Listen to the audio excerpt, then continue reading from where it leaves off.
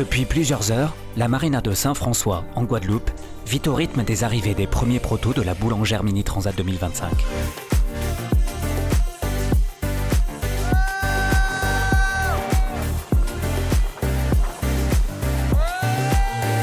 En marge de cette effervescence, le comité de course est mobilisé 24 heures sur 24 sur la ligne d'arrivée pour assurer un pointage rigoureux. Il faut être le plus précis possible dans les relevés de temps. Là, comme il n'y a qu'une seule étape, on pourrait être tenté de penser que c'est pas très important, que ça pourrait être une course en temps réel. Le seul problème, c'est que après, s'il y a du jury, c'est des pénalités en temps.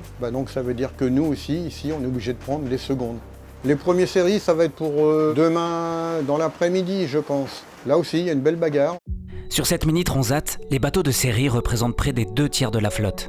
Parmi ces 57 bateaux, 36 sont des Maxi ou des Vector, de série Star. Cette homogénéité de la flotte promettait une lutte intense sur cette transatlantique. Associée à une absence de moyens de communication et donc d'accès à la cartographie, une bataille psychologique s'est installée durant plus de 14 jours sur les positions de chacun. Ce qui m'a manqué le plus, c'était vraiment la vision du jeu, quoi. Savoir qui fait quoi et solo jusqu'au bout. On se croisait à l'AIS souvent avec les gars derrière. On se voit pas pendant une journée et demie, puis on se retrouve. Et à chaque fois, c'est un peu stressant, quoi. On passe une journée et demie sans savoir si on va perdre, de gagner des places. C'était trop de stress, trop d'angoisse de pas savoir. On a longtemps cherché Paul, mais on l'a jamais trouvé.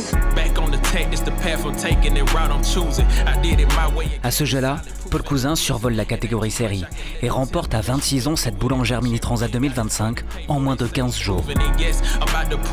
Très content d'avoir franchi la ligne en premier, hein, ça c'est sûr. J'ai jamais aussi bien navigué sur une course océanique, ça c'est cool. Et c'était celle-là qu'il fallait gagner, donc c'est super. Paul Cousin, vainqueur de la Mini Transat 2025 en série. C'est l'aboutissement de 3 ans de travail acharné.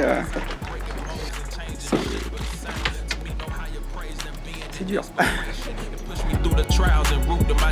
Des sacrifices et du travail. Pour Quentin Mocudé, cette Mini Transat restera magique avec une brillante deuxième place, chargée de sens pour le skipper originaire de Pornic. Je suis trop content, en vrai. Depuis le début, ce projet il se déroule pas toujours comme prévu, quoi. Ça fait 5 ans que je suis là à me battre pour essayer de faire cette transat. Du coup, je suis hyper heureux de finir deuxième, quoi.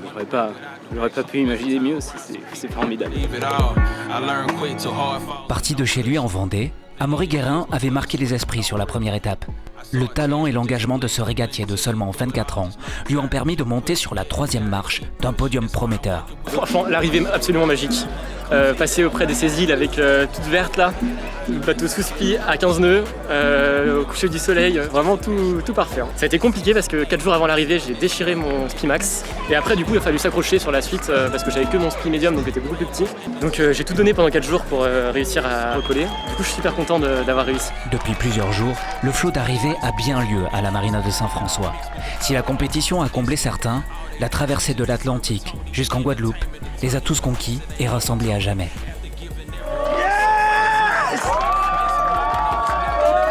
Je pense que traverser l'Atlantique, c'est pas anodin. Et là, ils réalisent qu'ils ont quand même fait quelque chose d'extraordinaire. Et en fait, quand on croise des gens qui ont fait la Mini partout, il y a un lien qui se crée entre les gens, quoi. Un vrai lien, une vraie famille qui se crée, quoi.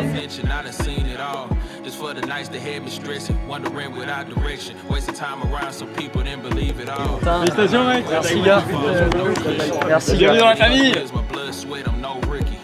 I saw a chance with just a glance, the wind took it through it all. Just know you gotta keep pushing, yeah.